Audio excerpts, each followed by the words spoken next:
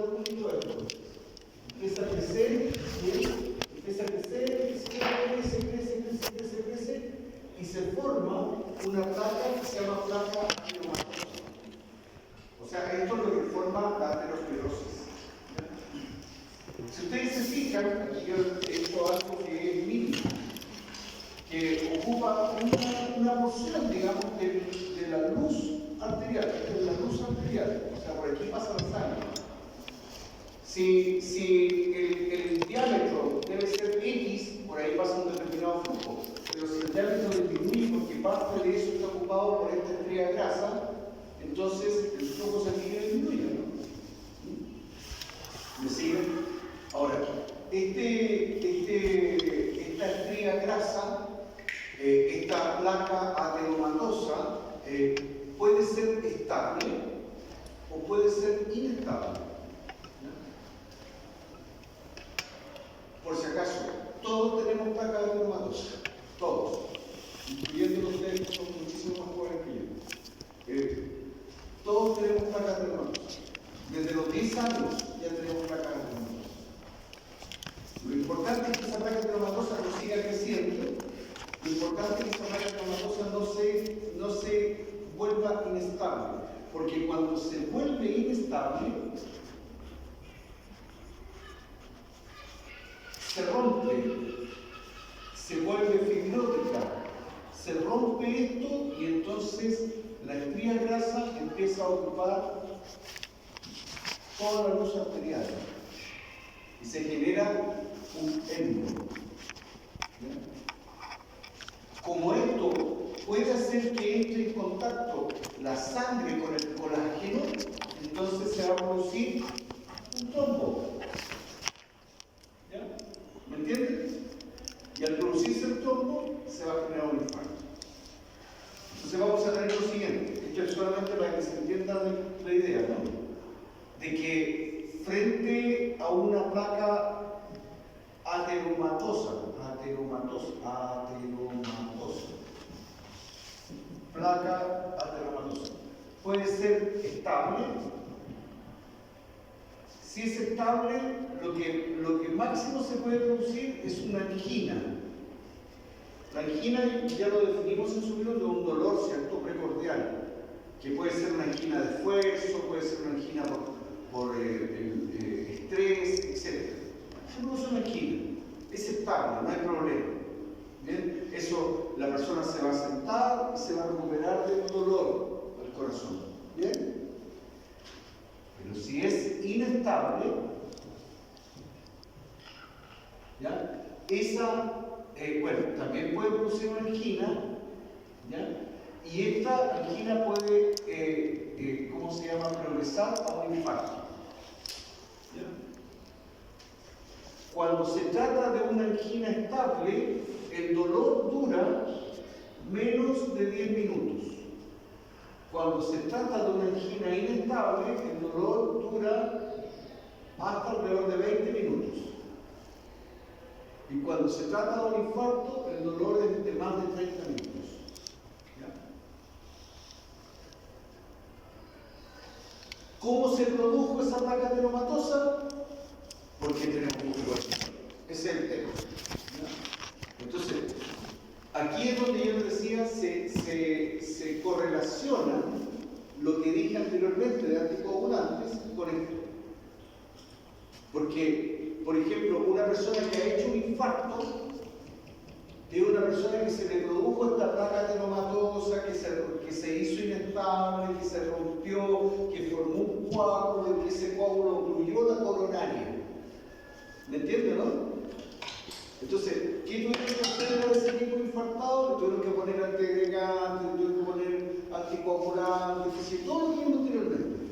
Y cuando se vaya para la casa, se va a ir con el antiagregante, se va a ir con el bisoprolol, lo vimos en cardiovascular, y se va a ir con una cuestión que disminuya la producción de la placa ateromatosa.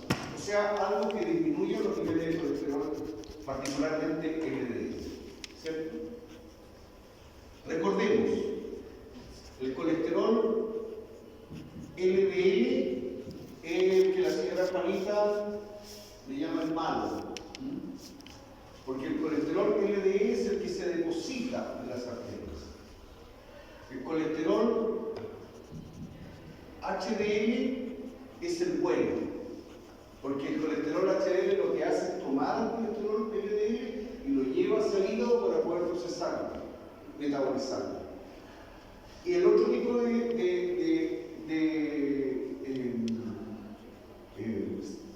apoproteínas que tenemos que controlar son los triglicéridos. ¿Sí? Tenemos que controlar colesterol LDL, colesterol HDL y triglicéridos. ¿Ya?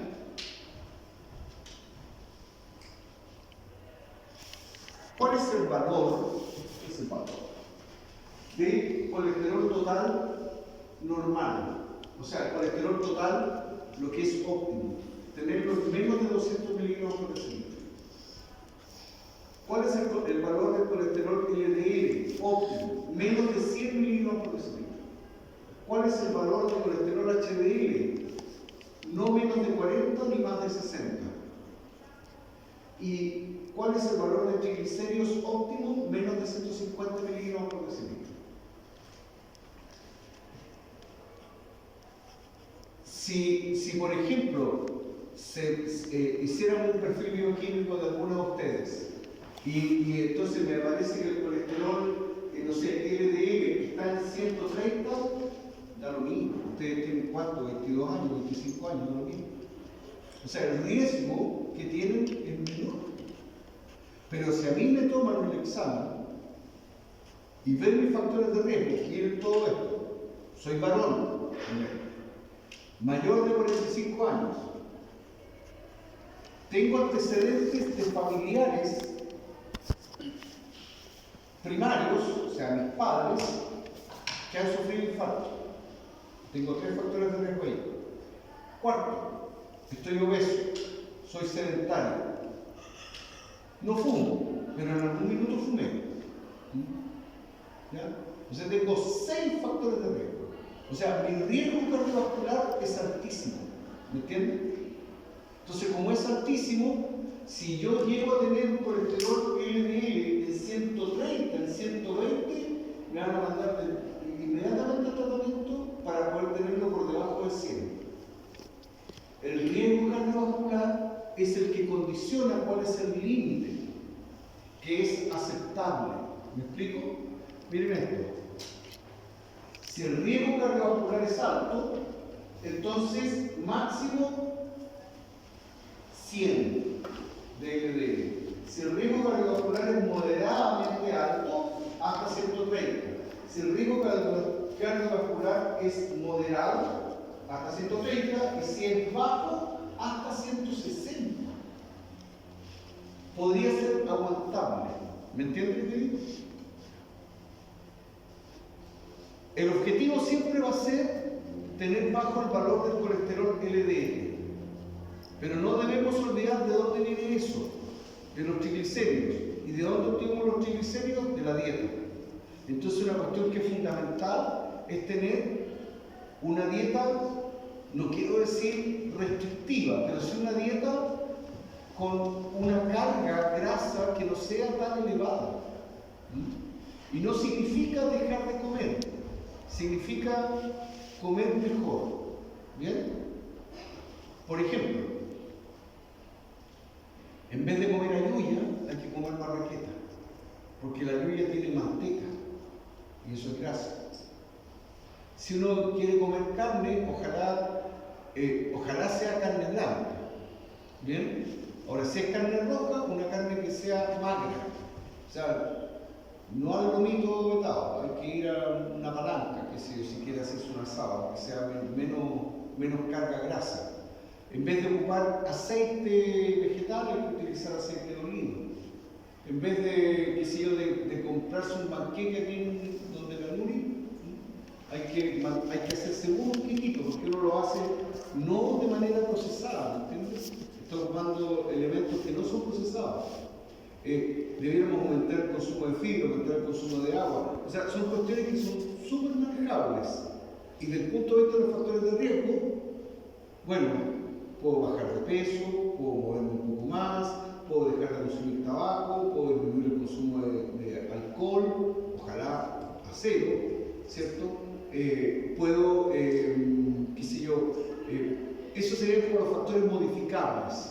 ¿sí? El resto no tengo nada que hacer. Si es varón mayor de 45 y tiene antecedentes familiares, eso es un riesgo cardiovascular elevado y se acabó. ¿Bien?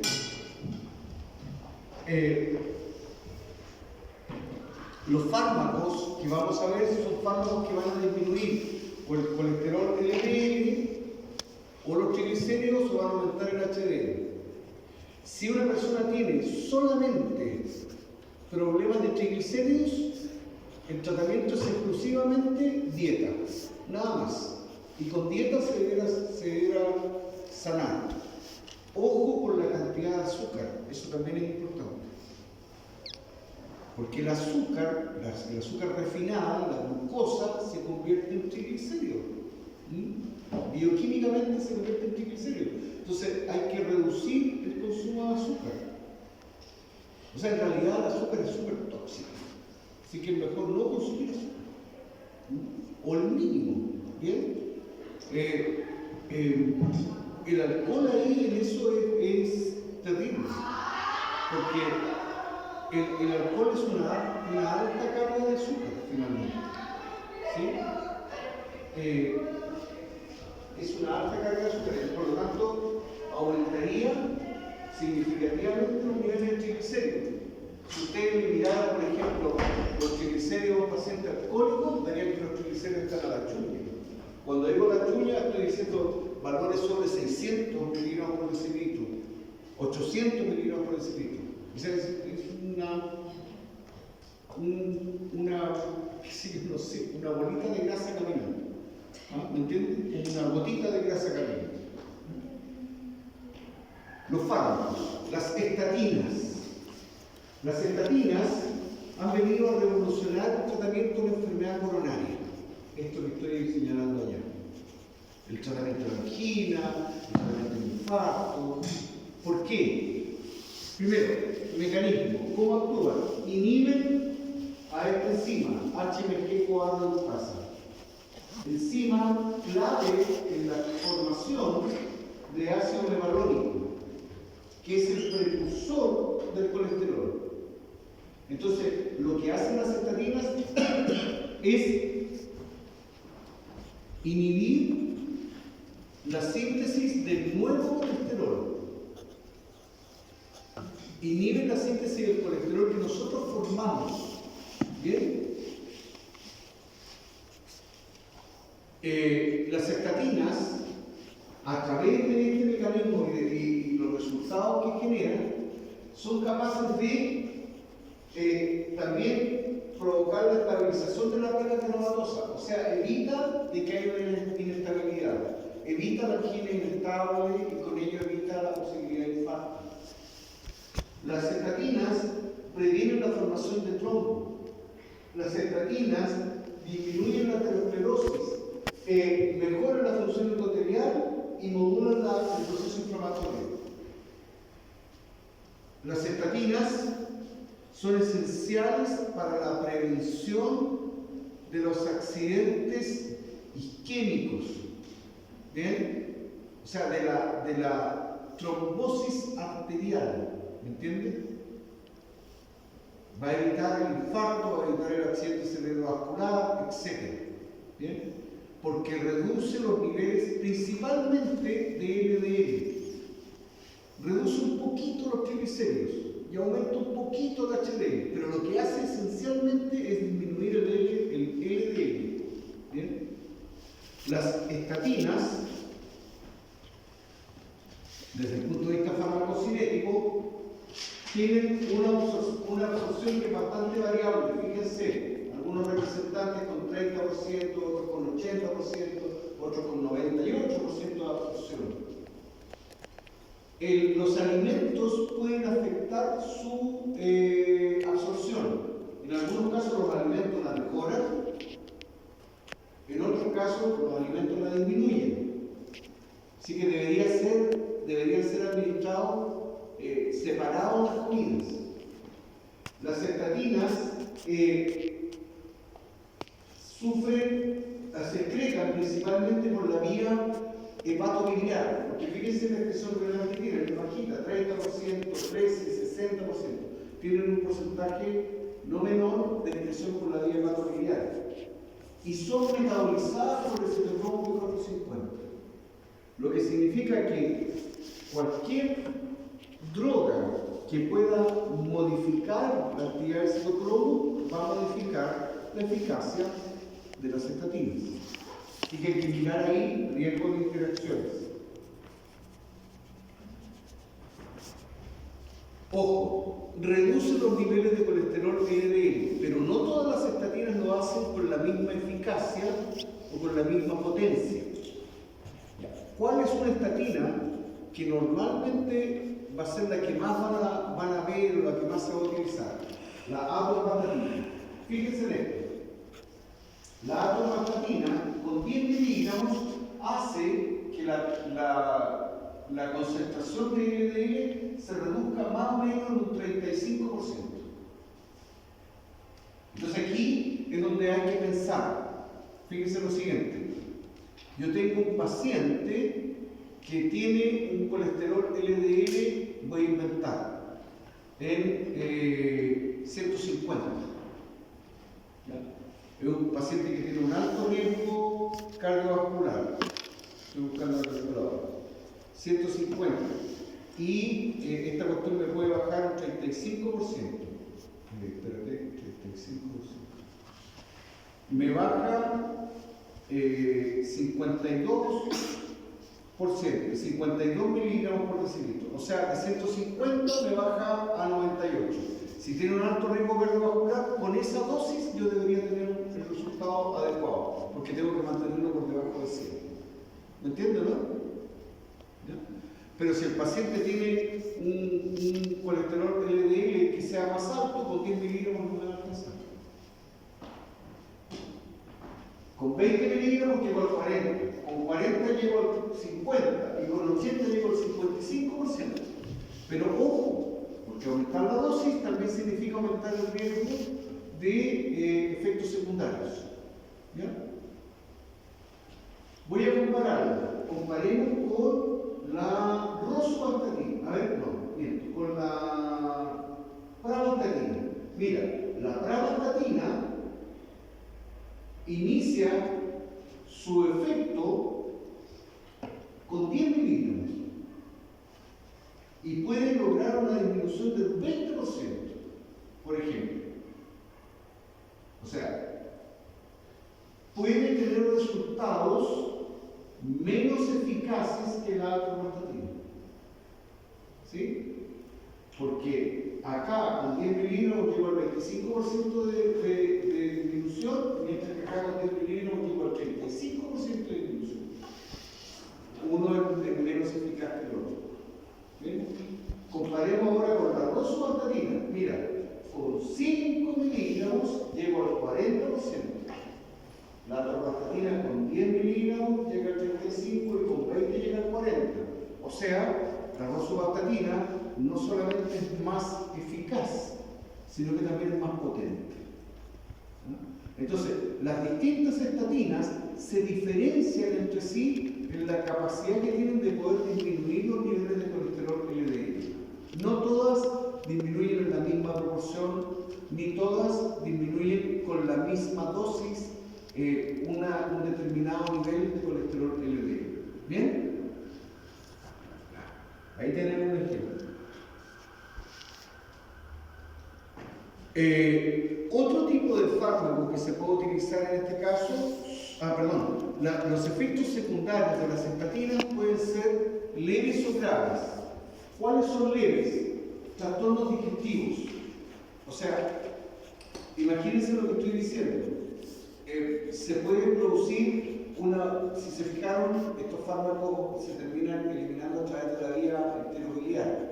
Entonces se pueden producir trastornos digestivos como por ejemplo dolor estomacal, se puede producir diarreas, se puede producir esteatorrea. Esto es como el factor común del uso de los hipolipemiantes, que se empieza a eliminar grasas a través de las heces, y eso produce diarrea o esteatorrea.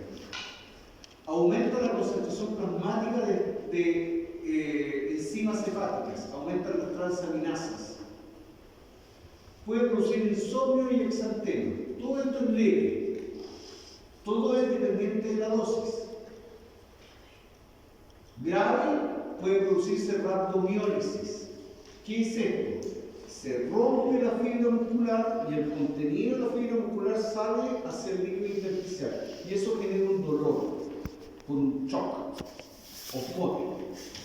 Ese dolor es comparable, para que se hagan una idea, al dolor que corresponde a un infarto. Es comparable. Dolor muscular. Los pacientes van a empezar a desarrollar de a poco, por eso tienen que irlo consultando.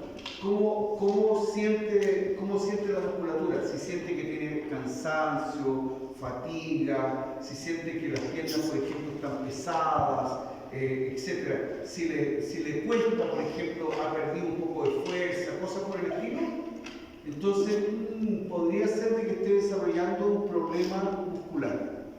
No necesariamente una rhabdomiólisis, porque la rhabdomiólisis de verdad va a estar a los gritos de dolor, ¿ya? Pero sí que haya un incipiente problema muscular, ¿ya?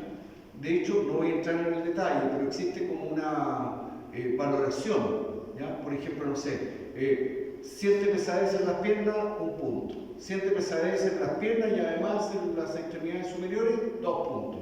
Y dependiendo de la cantidad de puntos que aparezcan en esta tablita, uno dice tiene probabilidad de desarrollar un problema muscular alta, baja o no hay probabilidad de daño muscular, ¿ya?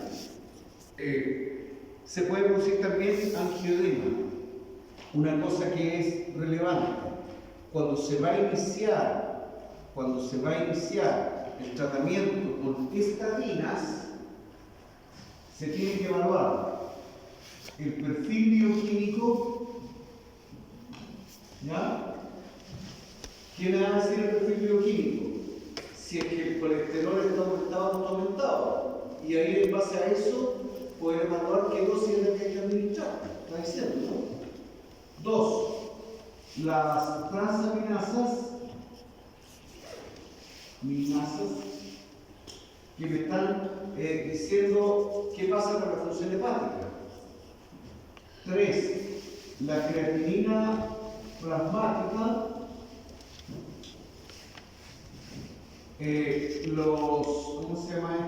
los electrolitos plasmáticos, 3 y 4, me están diciendo qué pasa con la función renal.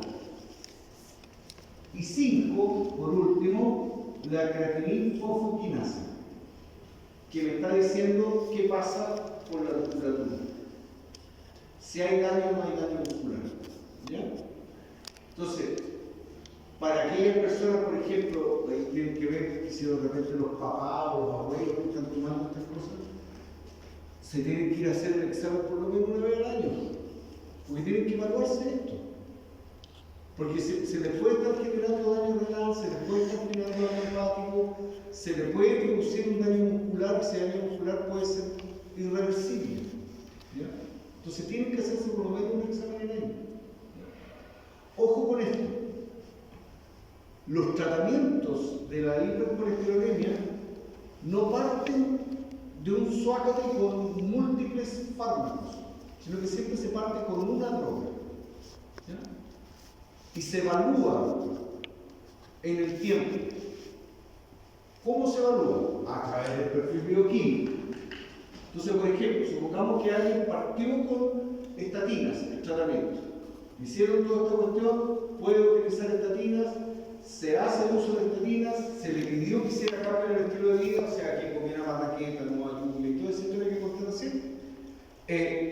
Y se le llama a control en 1 mes, 1 mes y medio, entre 4 a 6 semanas. ¿Bien? En ese control se vuelven a evaluar los mismos parámetros. ¿Sí? Los parámetros me van a ayudar a saber si se está produciendo daño renal, daño hepático, daño muscular y si es que el fármaco está haciendo efecto o no. Vamos a suponer de que no hay ningún daño de nada. Y vamos a suponer de que el uso de la estatina no está llegando al objetivo de acuerdo a lo proyectado, o sea, el porcentaje que decíamos anteriormente. de acuerdo a la dosis. ¿Qué se hace?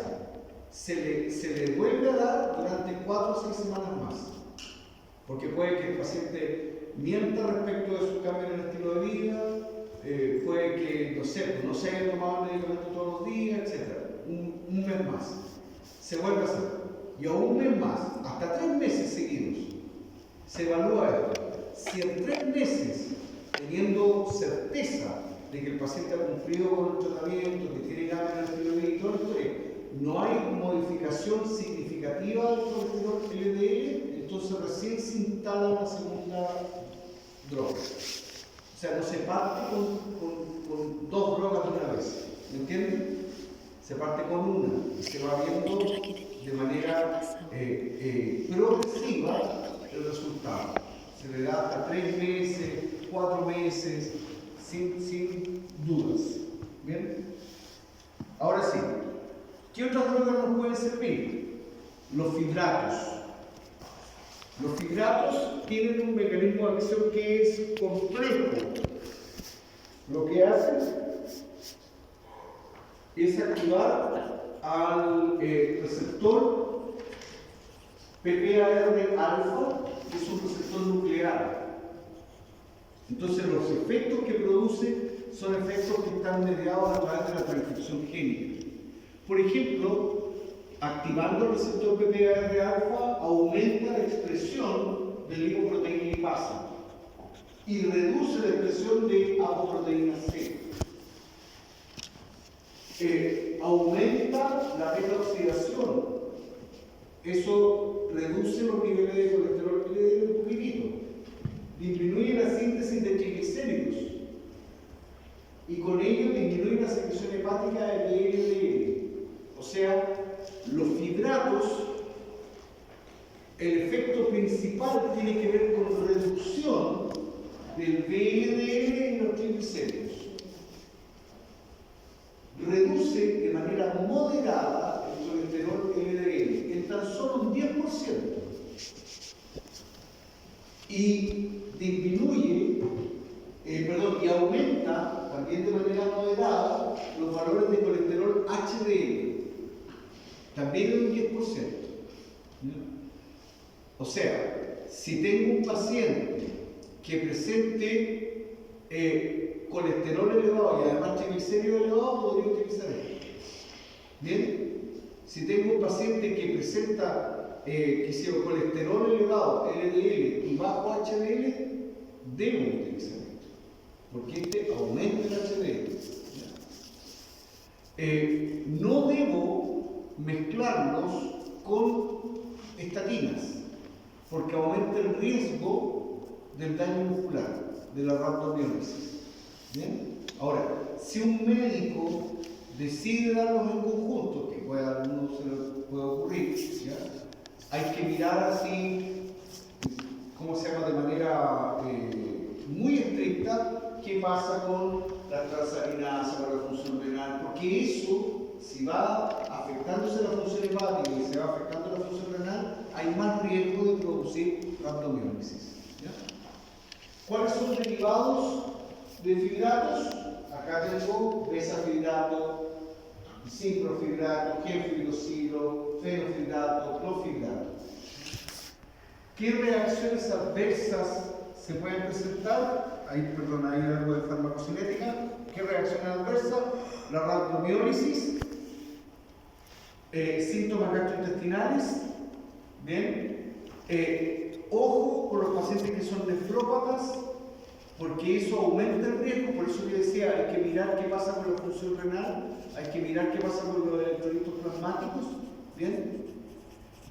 Ojo con los pacientes que sean que tengan daño hepático, particularmente, por ejemplo, los pacientes alcohólicos que tienen triglicéridos elevados.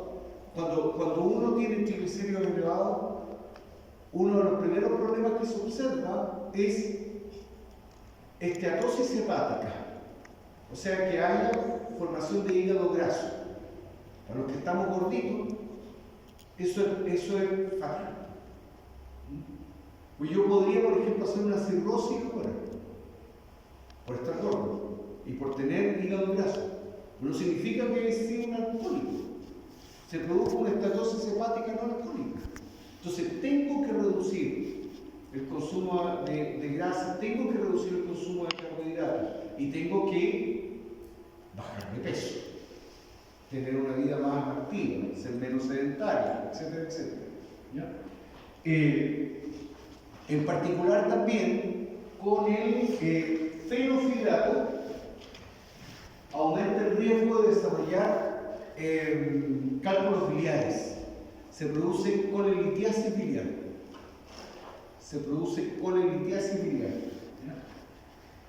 Y algunas cosas respecto de la farmacocinética, no mucho en realidad. Buena biodisponibilidad, se absorbe muy bien por vía oral. Unión de proteína plasmática que es elevada, y ahí podría haber riesgo de interacción, ¿cierto?, con otros fármacos que tengan una unión tan estricta. Y eliminación básicamente 50-50 por vía urinaria y hepatobiliar. Otro tipo de fármaco que me podría servir para disminuir los niveles de colesterol es el ezetimiba, que actúa sobre el transportador NPC1L1. Este transportador es un transportador que se encuentra a nivel intestinal, mediante el cual se produce la absorción de colesterol que proviene de la dieta. Entonces, este fármaco, fíjense lo que hace, disminuye el colesterol que proviene de la dieta, no el que formo. Las estatinas disminuyen el que formo, no el que consumo, al revés. ¿Bien? Entonces, se inhibe la absorción, por lo tanto hay menos transporte de colesterol a nivel hepático, se reduce el colesterol hepático, aumenta la expresión de receptores de LDL, por lo tanto se procesa mejor el LDL que anda circulando, y se aumenta la eliminación del colesterol LDL, se reduce el colesterol LDL.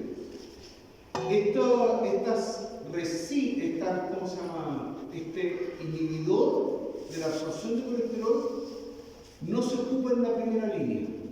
Normalmente se ocupa como coayudante de un tratamiento. Por ejemplo, doy estatinas y supongamos, en vez de llegar a los 80 miligramos de la normastatina para provocar la caída del colesterol LDL en un 55%, para no tener riesgos de esos efectos secundarios, doy menos y le sumo ezetimiba. Entonces tengo doble. Por una parte inhibo el que formo y por otra parte inhibo el que absorbo. ¿Ya?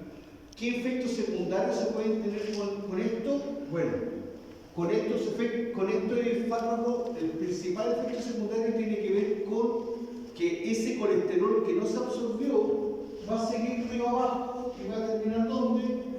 En las heces. Entonces se va a producir urgencia fecal, se va a producir meteorismo, dolor abdominal, ¿bien? Se puede producir diarrea y eventualmente se puede producir esteatorrea, o sea que hay eliminación de heces con contenido graso.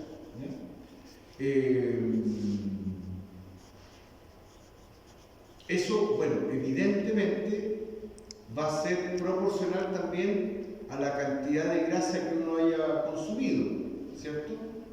Si vamos acá al J. Cruz a la vuelta, juguemos una chorrilla, entonces, obvio, mucha grasa.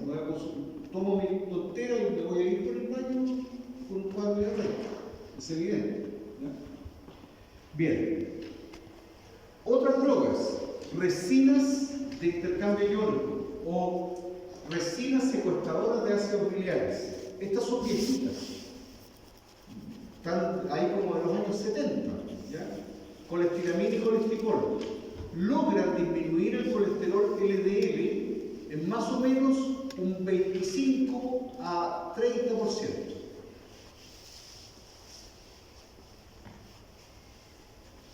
Pueden disminuir un poquitito los triglicéridos, pero no más que eso. ¿Cómo actúan?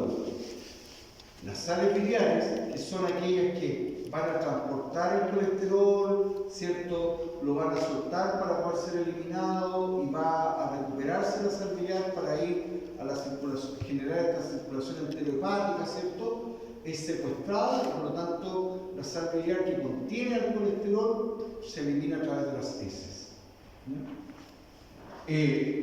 Impide entonces su reabsorción, como dice acá, y la circulación enterohepática de las sales biliares.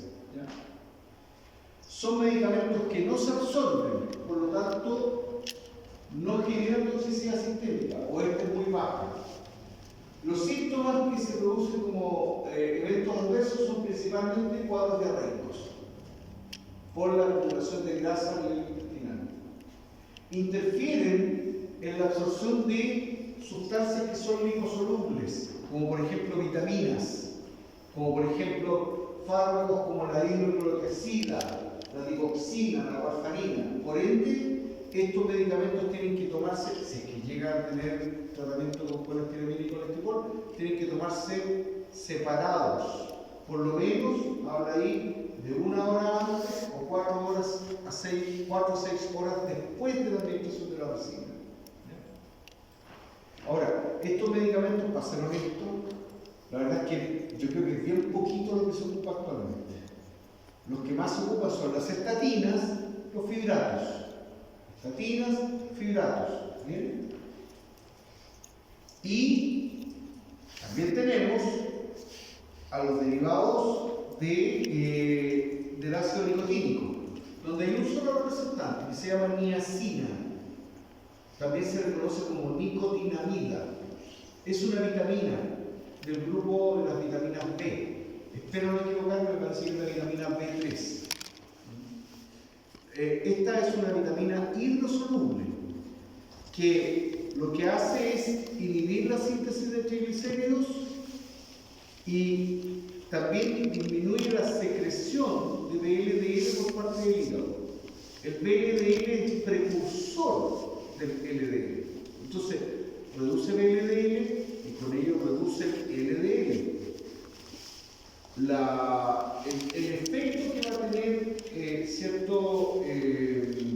la nicotinamida es un efecto menor, o sea, reduciría, que se lleven alrededor de un 20% el porcentaje de LDL que está elevado respecto del valor. Inhibe el sistema de la lipasa intracelular a nivel del tejido adiposo, reduciendo el flujo de ácidos grasos hacia el hígado. Disminuye la incorporación de aminoácidos a las apoproteínas de las VLDL, aumenta el clearance de ellas, o sea, la eliminación por acción de la lipoproteína lipasa. Al movilizarse el colesterol de los tejidos, aumenta la eliminación de esto a través de la bilis y reduce la velocidad catabólica de las HDL. O sea, la nicotinamida también aumenta los niveles de HDL. ¿Bien? Los efectos secundarios tienen que ver con algunos eventos sistémicos. Por ejemplo, se produce vasodilatación cutánea. Y esa vasodilatación cutánea se manifiesta como enrojecimiento facial, rubor, flashing, ¿ya? Prurito, erupciones cutáneas, sequedad de boca, pigmentación de la piel, náusea y molestias gastrointestinales. Miren, también altera las pruebas hepáticas. También hay que estar mirando eso. Puede generar hiperglicemia e hiperuricemia. Por lo tanto, se debe tener precaución en pacientes que sean diabéticos o pacientes que presenten gota. También está contraindicado su uso en pacientes que tengan enfermedad hepática activa y en pacientes que presenten úlcera. ¿Bien?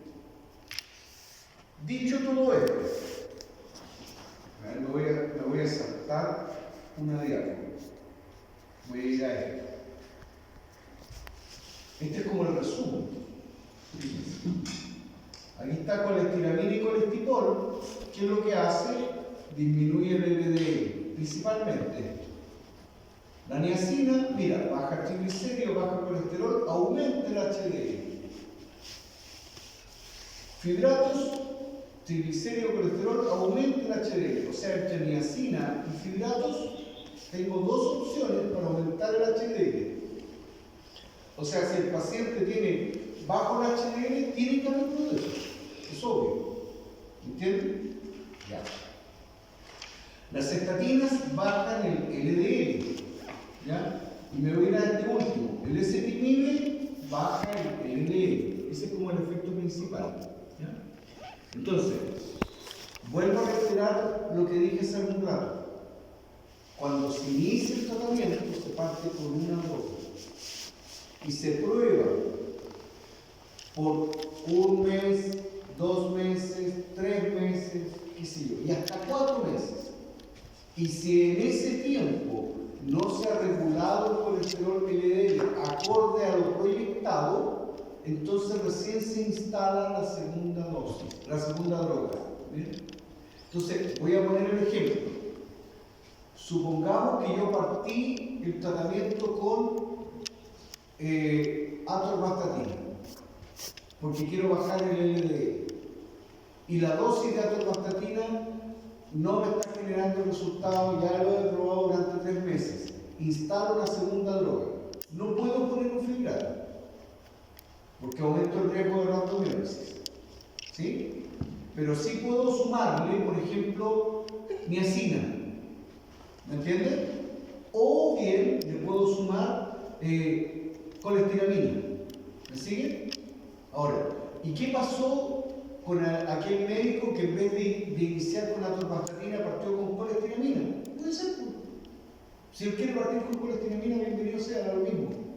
Y si necesita subirle la dosis, o sea, perdón, ponerle una segunda droga, entonces esa colestiramina se mezcla con atorvastatina, o se mezcla con niacina, o se mezcla con, en este caso, con fibratos, no habría problema. O sea, da lo mismo con que se parta, porque al final se terminan dando vueltas entre ellos. ¿Entienden? Parto con uno y lo mezclo con el otro, si es que es necesario. ¿Sí? Si es que es necesario. Si no, con uno solo. Más el tratamiento de la dieta. Siempre la dieta de base. ¿Ya? La dieta hay que entenderla como una reeducación alimentaria. No hay que entenderla como una cuestión restrictiva. No hay que decirle, oye, es que usted está gordo. No, sino que es, vamos a comer mejor. Vamos a cambiar la dieta a algo mejor. Ahí los chiquillos de Nutri, qué sé yo, los profesionales de esa área, son expertos en la cuestión y van a saber perfectamente qué es lo que hay que administrar. El resumen del resumen. Esta tablita, aquí están, estatina, resinas de ácidos biliares, derivados nicotínicos, fibratos, inhibidores de la absorción intestinal de colesterol, cuáles son los representantes, cuál es el mecanismo de acción, ¿bien? Y cuáles son las reacciones adversas. No olvidar de que siempre va a haber que ir mirando qué pasa con la función hepática, qué pasa con la función renal, qué sucede con la función muscular, particularmente en los fibratos, particularmente en las estatinas. Ustedes pueden ver aquí, por ejemplo, mialgias. Miren acá, rhabdomiólisis. Miren acá, el ezetimibe también me puede producir mialgias. Insisto en esto, se puede evaluar el riesgo. Ustedes lo van a ver. Si el paciente llega con cansancio, con fatigabilidad, con pérdida de fuerza, con una sensación de pesadez, eso es como una campanada alerta de que está produciéndose algún daño muscular. Y entonces hay que mirar el daño hepático y hay que mirar el daño renal. Porque de repente, regulando eso, podemos controlar todo. ¿Bien? Ok. ¿Dudas? ¿Preguntas? ¿No? Perfecto. Quedamos hasta acá. Próxima semana, controlcito de estas dos cosas. ¿Ya?